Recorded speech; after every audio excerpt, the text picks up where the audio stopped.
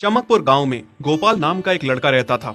उसकी सौतेली माँ और बाप ने उसे घर से निकाल दिया था। उसकी सौतेली माँ ने सब कुछ अपने और अपने बच्चों के नाम पे कर रखा था और गोपाल को हिस्से के नाम पे 3 गायें दे रखी थीं। गोपाल पढ़ा लिखा तो बहुत था, पर नौकरी ना मिलने के कारण उसने सोच लिया था कि वो अब उन तीनों गायें की खूब देख रेख करके उनसे जो दूध मिलेगा उसे बेच के अपना कारोबार चलाएगा।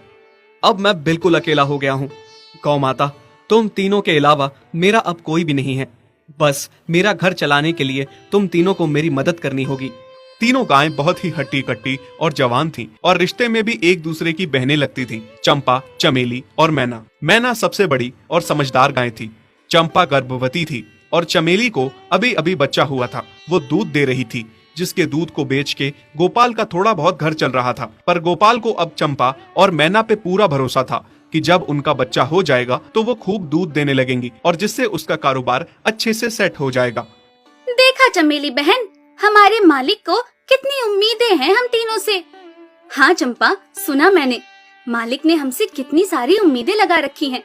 और उम्मीद रखे भी क्यों ना, कितना समय खर्च करते हैं मालिक हम पे और कितनी सेवा करते हैं हमारी, कितना खिलाते पिलाते हैं हमें। और फिर हम मालिक की उम्मीदों पे खरा ना उतरेंगी तो धिक्कार है हमारी जिंदगी पर। सही कह रही हो बहन तुम। चलो हम तो मालिक के लिए कुछ ना कुछ कर ही लेंगे। तुमने बच्चा दे दिया है, दूध भी दे रही हो, मैं भी गर्भवती हूँ। थोड़े दिनों में मैं भी बच्चे को जन्म दे दूंगी, फिर दूध भी देने लगूंगी। लेकिन इस मैना दीदी को देखो, हम दोनों से बड़ी हैं, एक बार भी बच्चा ना दे पाई आज तक। क्या इसका फर्ज नहीं बनता मालिक के लिए कुछ? ये तो बड़ी हैं, हमसे ज्यादा इसको मालिक के लिए करना चाहिए था, लेकिन हम छोटी होकर इतना सोच रहे हैं। तुम दोनों ऐसा क्यों कह रही हो? क्या गलत कह रहे हैं हम? सही तो कह रहे हैं। कितने सालों से बांझ पड़ी हो तुम। ऐसा कैसे कह सकती हो तुम? बच्चा देना ना देना मेरे हाथ में थोड़े ना है।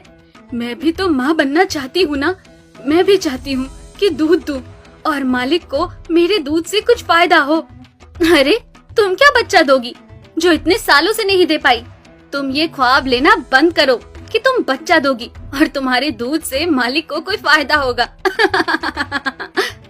दोनों छोटी बहनें बड़ी बहन मैना की बेबसी का मजाक उड़ाती हैं और उस पे हंसती हैं। इस बात से मैना बहुत दुखी होती है और रोती है कि उसी की बहनें उसको दिलासा देने की बजाय उसे ताने मार रही हैं, उसका मजाक उड़ा रही हैं। फिर एक दिन गोपाल का पड़ोसी उससे कहता है, अरे गोपाल, तुम्हारी 2 गायें तो ठीक है, एक गाय का क्या है? उससे तुम्हें कोई फायदा नहीं है, बेच क्यों नहीं देते उसे? अरे नहीं नहीं भाई साहब, बेचना क्यों उसे? अभी बच्चा नहीं दे रही तो क्या पता कल वो बच्चा दे दे। कोई भी काम जल्दबाजी में नहीं करना चाहिए। अरे नहीं गोपाल, मेरे कहने का ये मतलब था कि तुम्हें अपना कारोबार जल्द खड़ा करने की जरूरत है, क्योंकि तुम्हारे घर वालों ने तुम्हारे साथ जो कुछ भी किया वो बहुत गलत था। अब तुम्हें जो भी करना है अकेले ही करना है। आगे शादी भी तो करनी है तुम्हें, उसके लिए भी खूब पैसा कमाना पड़ेगा। जब तुम्हारी सारी गायें दूध देंगी तभी तो कारोबार अच्छा चलेगा ना। हाँ, बात तो तुम सही कह रहे हो भाई। मेरी मानो तो तुम अपनी गायों को क्रॉस करवा के देख लो, शायद उससे बच्चा हो जाए। हाँ, ये सुझाव तुमने सही दिया, मैं कल ही ऐसा कर लेता हूँ। सुना तुमने मैना बहन मालिक की बातों को? कितना परेशान है मालिक तुम्हारी वजह से, पर तुम्हें तो कोई बात कह ही नहीं सकते। झट से बुरा जो मान जाती हो तुम। मैना ये सब सुन के बहुत दुखी होती है, पर करती भी क्या, उसके हाथ में कुछ नहीं था। गोपाल ने मैना को क्रॉस करवा के भी देखा, पर उसका भी कोई फायदा नहीं हुआ। गोपाल, जो सुझाव मैंने तुम्हें दिया था, क्या वो तुमने आजमाया?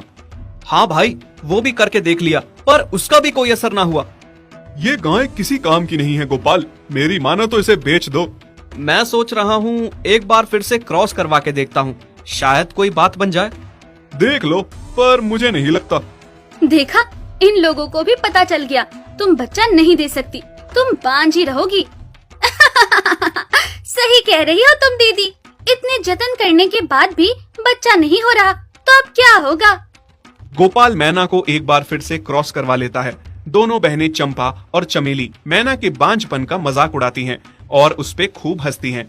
फिर एक दिन मैना चमेली के बच्चे के साथ खेल रही थी कि तभी चंपा देख लेती है।